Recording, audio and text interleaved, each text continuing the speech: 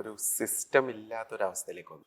നമ്മുടെ ഭക്ഷണ രീതിയിൽ വരുന്ന ഒരു വ്യത്യാസം, ഈ ഫുഡ് നമ്മൾ കഴിക്കുകയാണെങ്കിൽ തന്നെ ശരിക്കും നല്ലൊരു ഹെൽത്തി നമ്മുടെ food habits, life style and immunity ഇവ മൂലം ഉണ്ടാകുന്ന ഹെൽത്ത് ഇഷ്യൂസിനെ കുറിച്ചും അവയ്ക്കെതിരെയുള്ള നാച്ചുറൽ റെമഡീസിനെ പറ്റിയും നമ്മളോട് സംസാരിക്കാൻ നമ്മുടെ കൂടെ ഇന്ന് ഡോക്ടർ സതീഷ് നമ്പ്യാർ.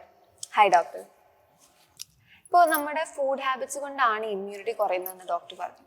ഇതിൽ ശരിക്കും എന്താണ് അതിന്റെ പ്രോബ്ലം, അതിന്റെ സൊല്യൂഷൻ എന്താണ്? ലോകത്ത് തന്നെ ഏറ്റവും നല്ല ഭക്ഷണ സംസ്കാരം ഉണ്ടായിരുന്ന സ്ഥലമായിരുന്നു കേരളം.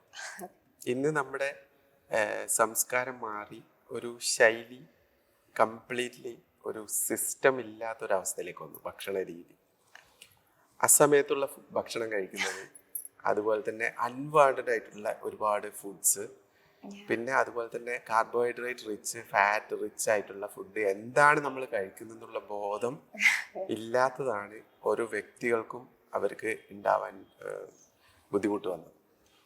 നമ്മുടെ ഭക്ഷണ രീതിയിൽ വരുന്ന ഒരു വ്യത്യാസം പ്രധാനമായും ഒരു ന്യൂട്രിയൻ്റ് കണ്ടന്റ് ഇല്ല എന്നുള്ളതാണ്. നമ്മളെ ഭക്ഷണത്തിൽ ന്യൂട്രീഷൻ ഇമ്പോർട്ടൻസ് കൊടുത്ത് ടൈംലി ഫുഡ് നമ്മൾ കഴിക്കുകയാണെങ്കിൽ തന്നെ ശരിക്കും നല്ലൊരു ഹെൽത്തി ലൈഫ് സ്റ്റൈലിലേക്ക് നമുക്ക് മാറ്റാൻ പറ്റും.